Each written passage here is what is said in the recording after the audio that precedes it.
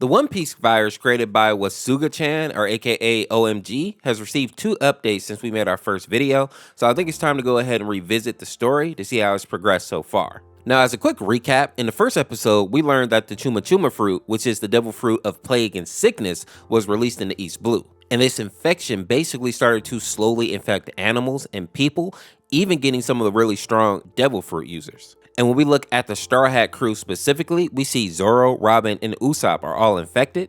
And sadly, Chopper is no longer a part of the crew because he was eaten due to the food shortage. Now, if it makes you feel better, Chopper did volunteer to be eaten because he didn't want to see his crewmates starve, but that didn't stop Sanji from having a mental breakdown. And this is why Bon Clay is actually part of the crew now. Bon Clay is basically pretending to be Chopper so that they can possibly keep Sanji's mind in check, although that isn't going so well. But with the crew understanding that they need to find a cure for this infection that is slowly taking over the world, they decided to go up to Skypia because they learned of something called lifeblood, which may be the thing to cure people of this infection. Now that we're all caught up, we can go ahead and jump over to episode 2, which starts up with Luffy, Sanji, and Usopp on this little boat heading to complete some trials so that they can actually get a chance to fight Enel and possibly get the lifeblood from him. And when you look here, we can see that there are 4 trials: the swamp, the iron, the string, and the ball challenge, which represent the 4 priests from the actual anime if you remember. And just like in the show, we see that these 3 choose the ball trial first and end up flying off the edge of this cliff. And while they are able to land safely, we see that Usopp's infection starts to flare up again and he attacks Luffy. But before he can actually take a bite out of him or infect him in any way, we see the ball priest comes out. And this guy wastes no time giving the team the business, starting out by knocking Luffy into a tree and then Sanji.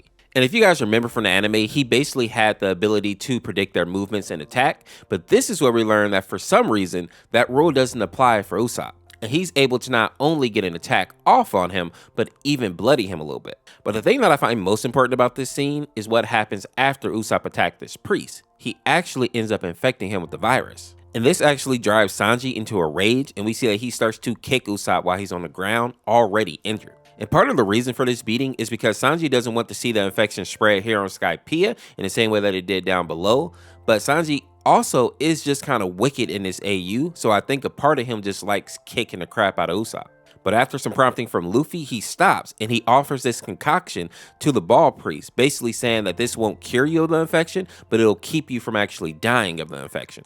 But to my surprise, the priest rejects this offer, instead saying that they have to complete this trial, showing that this guy is likely more afraid of Enel than he is of this virus. And seeing that he can't be reasoned with, the Straw Hats continue their battle, eventually beating this guy down and heading to the swamp trial. What I found really interesting is that while this trio was fighting, it seems like Enel was watching them the whole time. And while he isn't really that interested in Sanji, he does realize that Luffy is really powerful, but the person that he finds most interesting is Usopp and the infection that he carries, because something about this infection allows Usopp to disrupt their mantra, which in reality is just observation hockey. I also want to point out that the fact that Enel doesn't seem afraid of this infection may prove that he truly is immune to this virus due to the lifeblood, which makes sense when you actually look back at some of the Marines like Kizaru. And on this little info sheet, we saw that he had access to like a smaller amount of the lifeblood, and that seemed to keep him from being infected, even though he's handling and like dealing with so many infected people through the military.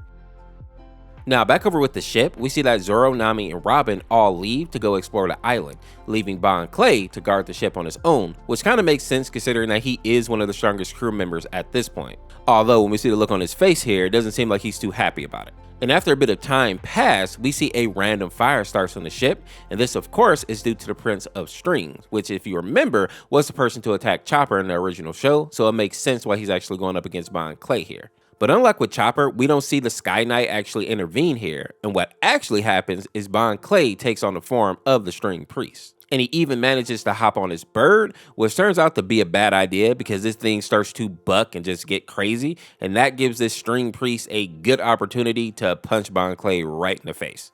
Oh, I was expecting a good fight here. It actually just ends with Bon Clay getting knocked right into the water, and since he's a devil fruit user, he just starts to sink like a stone. Luckily though, it seems like somebody was able to save him, although we don't get to see who it was, but we can assume it was one of the crewmates. And I say this because by the time Bon Clay actually wakes up, the Straw Hats are all back on the ship. Now, something interesting did happen though while Bon Clay was knocked out. He basically had this dream where he was Chopper and Sanji was talking to him. For the rest of your lives, only the strongest survive in this world, not cowards like you. This kind of gives off the vibe that Clay has been pretending to be Chopper for too long, and maybe it's starting to mess with his mental a little bit. Later in the scene, we also see that Sanji is questioning if Chopper remembers anything that happened to him, because even though Sanji is kind of crazy now, he obviously remembers taking Chopper out and cooking him for the crew. So while his broken mind may not truly understand how Chopper is back from the dead, he is starting to get suspicious. Now, luckily, Sanji doesn't get a chance to push any further because we see Viper pops up and he's questioning why the Straw Hats are on this island in the first place, and more importantly, why they brought this infected to the island.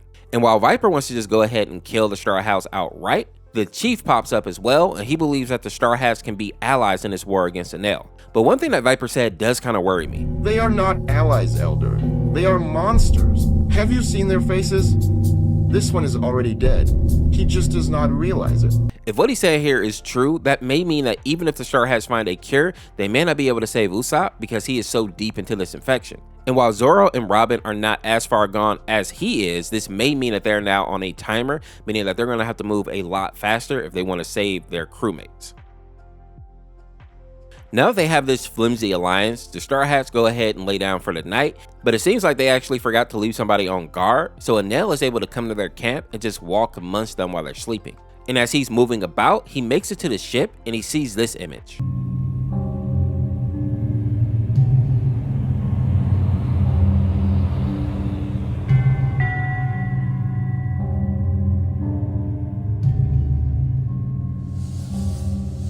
Now, there's a lot of debate in the comment section about what or who this is, and while a lot of people think that this is the soul of Chopper, I disagree. I think this image represents the state of the Going Merry and also allows us to see that it's been affected by this virus. Some of you may not remember, but when we looked at Frankie's info card in the last video, we learned that this virus is so aggressive that it can even infect metal. So it's definitely possible that a ship could begin to rot and fester due to this virus as well. Another reason I believe that this is the ship here is because it has the figurehead right here, like in the middle of its skull, and also because this is a goat skull and not a reindeer. And you can tell this simply by the thickness and the shape of the horns. But put down in the comments what you think. Is this the spirit of Chopper here, or do you agree with me and think that this is the spirit of the Merry? Now, when the Straw Hats wake up the next morning, we see that Enel has used his lightning ability to destroy one of the masts on the ship. While some people think it's because he saw the spirit of the Merry, I don't think that's actually true. I think Enel just simply saw the ship and he wanted to injure it so that it would like slow the Straw Hats down and just kind of show off how powerful he is. But all this really does is just anger Luffy and make him want to fight Enel even more. Then why are we standing around? Fix the shit faster so we can go punch that freak in the face. And once the ship is fully repaired, we see the Straw Hats break into two teams. One with Zoro, Luffy, Robin, and Bon Clay, and the other is Nami, Sanji, and Usopp, who are going to stay on the ship. And things get a bit weird when Sanji is alone with her, and we see that he puts his hand like pretty low on her waist here. And this is how we know that Sanji is definitely not himself anymore, and I'm not saying this because of his action, but more so because of Nami's lack of reaction. In the show, Nami would have screamed at him or knocked him out, but in this AU, she seems to actually be scared of him. And I really can't blame her because especially when you look at this little brief scene here, it looks like he grabs her by the neck. But before he can get too creepy, we see Enel land on the ship and he immediately lashes out at the trio, and unfortunately, Usopp is the one that takes the attack. And I believe this is due to the fact that Enel knows that observation haki doesn't work on him. And while Nami is worried about him, we see that Sanji just steps on his head and says, hey, if he dies, he dies. Again, showing just how broken of a character he is now. But one thing that I will say is that at least he hasn't lost his will to fight, as we see that he squares up to fight against Enel. But I'm sure you've all watched One Piece at this point, so you are aware of how this matchup ends. But Sanji does give it his best shot, trying to bash Enel's head in, although it ends, as I'm sure we all predicted, with him being low diffed. And if that wasn't bad enough, the Bald Priest had two brothers that actually show up to the boat as well to fight against Sanji. And as we see here, they are now infected, likely from their brother, who, as we remember, was infected by Usopp. And while Sanji is here getting choked out, we see Enel start to speak with Nami, and realizing how weak she is, he tells her that if she just stays quiet, he'll spare her life, before he turns into lightning and flashes away. Now back over with Luffy's group, we see that they run into this character named Raldor, and when looking in the creator's community post, I was able to find his info card. And basically, he was the first person to discover the lifeblood and started to cultivate it so that he could use it to help the people of Skypia. That is until Enel came to the island and took the lifeblood for himself and made this guy an outcast. In the next scene, we see that Raldor is speaking with Luffy and his crew, and he's basically dressing them down, telling them all their flaws and weaknesses. Bon Clay is just a pretender, Robin is a monster that abandoned all the people who tried to protect her, Zoro is just a blade that wounds everyone, even himself, and Luffy is so free that his freedom is actually shackles for everyone else that comes into contact with him. But having heard enough, the Straw Hats then attack, and surprisingly, this guy is able to hold his own against all of them, showcasing that he's definitely not a pushover here. But before the battle can really get intense, we see Enel appear right behind Raldor, and we learn that Enel believes that this guy had been dead this whole time, meaning that if he didn't approach Luffy and the others, he probably could have still stayed hidden. But seeing that they have a chance to actually escape and find the source of this lifeblood, Luffy and the crew make a break for it, especially after this giant snake, who I believe is named Nola, appeared on the scene as if Raldor and Enel weren't enough to worry about. Now, as the crew is running away, they all end up getting separated, and the first member that we get to see is Robin, as she stumbles across some stone carvings that seem to give more information about the history of Skypia. But what I think is more important here is the interaction that Robin has with the captain of Enel's army. We learn that while he is loyal and will follow Enel's orders, he doesn't actually respect him and would rather have him gone. And this is why he doesn't stop Robin from learning everything she can from these stones. And honestly, I think this is going to be a huge part of the reason that Enel will fall by the end of this AU. Too many people on this island, even his own soldiers, seem to hate him. Now after that, we see Bon Clay, and he actually ends up facing off against the priest of the swamp, but this actually just turns into 3 minutes of Bon Clay flirting with this guy, embarrassing him, and then making him take himself out with his own ability, which is actually on brand with this guy if you remember the anime. After that, we see Zoro, and he says this: "Damn, did I really get lost?" Which, if you know Zoro, him getting lost is very much something that he would do. We also see that Zoro has run into this character called the Sky Breeder, and this guy has also betrayed Enel, but he also isn't a friend to the Straw Hats, actually wanting to kill Zoro because he's infected, and this guy doesn't want any more of his people to get sick like Satori did. And while I think Zoro understands how this guy feels, he still refuses to just lay down and die, and we see here he's basically readying himself for battle, although it cuts out before we get to see their fight.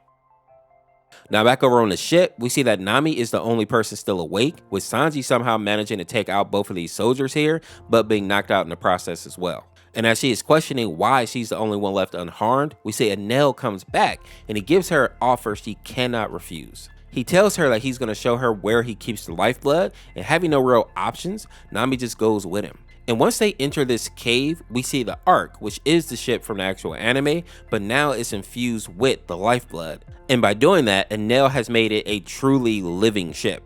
And his plan is to take the Ark up beyond the sky and leave everyone else to fall victim to this virus. Because of course, the only source of the lifeblood will be with him. And as of now, that is the only cure that our characters know about. And in the final scene, he offers Nami a ride on his ship, and all she has to do is leave all her friends and her family behind. As of right now, this is where the series stops, but I know that this creator is still working on it, so I'm excited to see what happens next, because in all honesty, I don't think that Nami is going to be getting on this ship. While she's definitely not the strongest Straw Hat, and she can be a coward sometimes, I don't think that she's actually going to betray the crew. And also, while Enel is definitely a bit stronger in this AU than he was in the original anime, I still think that Luffy has the edge on him since he's made out of rubber and Enel's main power is lightning. So when he and Luffy end up clashing, I still think that Luffy is going to be able to take him out. And one thing that I want to mention is that while this Skypia stuff is cool, I hope in the future episodes we get to see more of what's going on with the military and the rest of the infected that are still down below. Especially since it seems like Akainu and Garp are basically in a civil war, with Garp being on the good side, trying to get this infection in check, and Akainu basically just trying to burn it all down, it seems like, no pun And I also want to know if anything's going to come of like the capture of Portia, who was the first character that we saw reach level 6 of the infection and was like captured and maybe experimented on by the military. But with that being said, make sure to check out part 1 of this AU. I'll put it right here because we go over a lot more of like the characters and kind of what's going on outside of Skypia in that video. Make sure to hit that sub button to become a member of the Ors Force today. And also go check out OMGW90's channel to make sure that you can actually see like everything that's happening. As always, thanks for watching. We'll see you tomorrow with another one. Peace, peace.